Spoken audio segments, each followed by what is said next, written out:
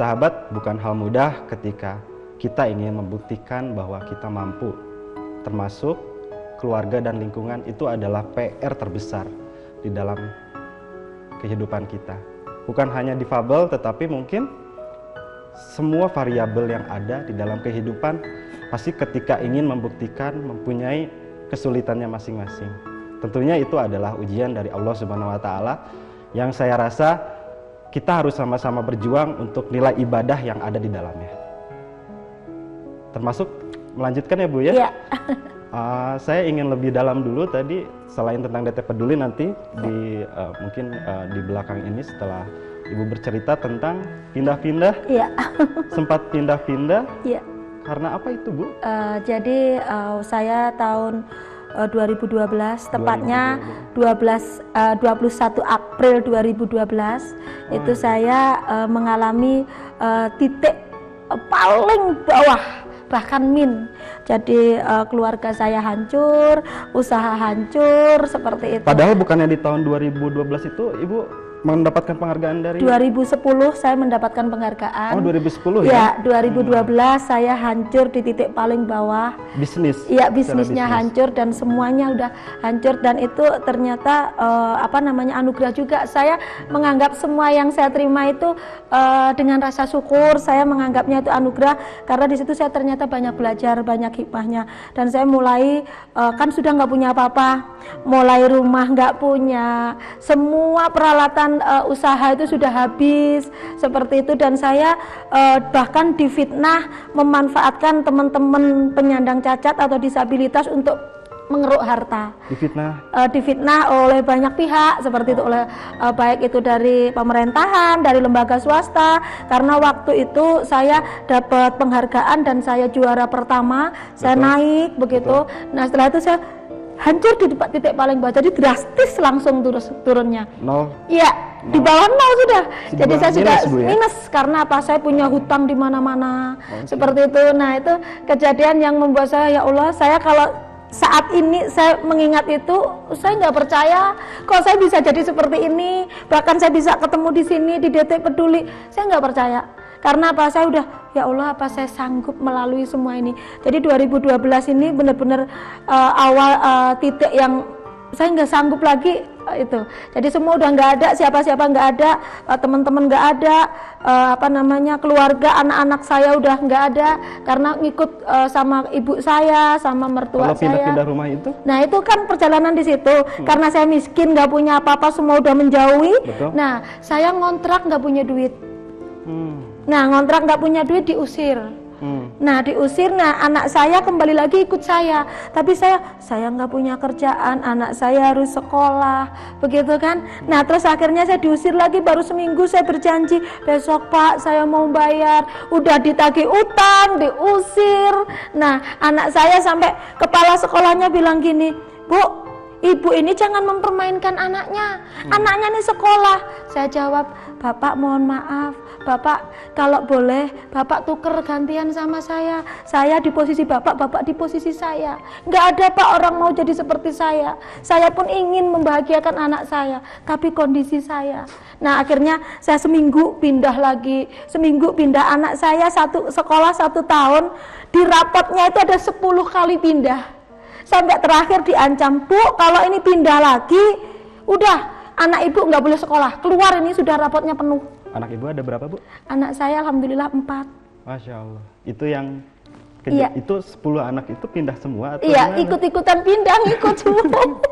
Apakah jadi, di satu kota yang sama? Di satu kota, ada yang di kontrakan satu kota. Akhirnya terakhir karena saya diancam, akhirnya saya bilang ke suami awalnya takut, kamu jangan nekat.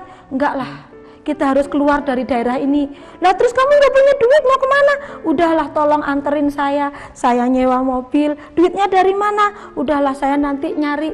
Alhamdulillah saya kenal sama mahasiswa, dan biaya siswa dari anak mahasiswa yang pinter ini dikasihkan saya untuk berangkat ke Jakarta. Siapa, Bu, beasiswa Anak saya, anak angkat saya namanya Dani. Dia ini apa namanya? Jadi ibu selain punya anak 4, punya anak angkat juga? Anak angkat saya mahasiswa banyak. Jadi dia punya biaya siswa diberikan ke saya. Udah Bu, ibu mau kemana? Jadi saya dikasih 500.000 untuk sewa mobil. Suami saya udah berani-berani dan tidak, tapi sayanya pede aja. Jadi bonek tadi. Bonek, jadi bondonya saya cuma nekat aja berangkat dengan mobil sewaan ke Jakarta, nginepnya di pom bensin. Di pom bensin? Sempat nginep di pom bensin? 1 minggu. 1 minggu? Iya, 1 minggu. Iya, nginep di pom bensin. Dan saya kepingin ketemu waktu itu sama Bapak Profesor Haryono Suyono. Terus mau apa, kata suami saya? Nggak tahu, pokoknya saya ingin ketemu saja. Hati yang mengarahkan ke sana ya Bu ya? Iya. Untuk terus saya kepingin bertemu. Saya kepingin kondisi saya berubah. Saya ada perasaan kalau saya keluar dari daerah ini pasti saya berubah, karena saya mempunyai pelanggan banyak, saya mempunyai keterampilan banyak. Tapi kenapa saya nggak dipercaya di sini? Karena mungkin daerah yang saya tempati tahu kondisi saya terpuruk. Nah, kalau saya pindah kan berarti mereka nggak tahu siapa saya. Nah, ternyata benar. 2018 dengan segala sesuatunya saya berangkat ke Jakarta dengan uang 500.000 biaya siswa dari anak angkat saya. Nah, saya didampingi suami yang terus mensupport, tapi suami saya paling takut begitu. Suami saya orang yang paling takut dampingin saya terus. Akhirnya kita tidur di pom bensin. Nah, disitulah kita berjuang terus menawarkan produk. Ibu dari 2012 hingga 2018 itu panjang. Pindah-pindah, iya panjang. Pindah-pindah. Tadi termasuk menawarkan produk. Iya. Produk yang sempat tertunda itu yang 2001? Iya, saya menawarkan produk saya itu jilbab. Jadi alhamdulillah saya dulunya sebelum saya bangkrut di 2012, saya memproduksi jilbab dan produksi itu milik merek yang terkenal. Jadi saya rumah produksinya. Jadi aslinya di Bandung juga. Jadi saya mengerjakan sudah lama sekali, dan ketika saya bangkrut, saya membuktikan bahwa saya tidak memanfaatkan siapa-siapa, bahwa saya benar-benar mampu mempunyai produk. Jadi saya mencoba menawarkan, saya memang sukanya pemberdayaan masyarakat. Saya mencoba menawarkan ke pemerintah itu dengan pemberdayaan masyarakat, dan ke pengusaha itu bahwa saya mampu produksi karena saya ahlinya di produksi, seperti itu. Saya bisa dan saya mampu. Iya. Itu adalah poin yang sulit kalau misalnya kita nggak kepepet ya Bu. Iya. Ini tadi saya rasa 2012 ke 2018 sangat panjang. Terus Ibu mengajak anak-anak Ibu ke sana. Iya. Apakah seutuhnya dari tahun 2012 hingga 2018 dengan Ibu pindah ke Jakarta atau bolak-balik? Bolak-balik. Awalnya kan cuma saya sendiri sama suami. Terus akhirnya begitu saya sudah tahu, waktu itu saya di di pom bensin selama 1 minggu. Nah, saya ketemu teman lama yang 30 tahun nggak ketemu, teman sekolah SMP. Oke. Iya.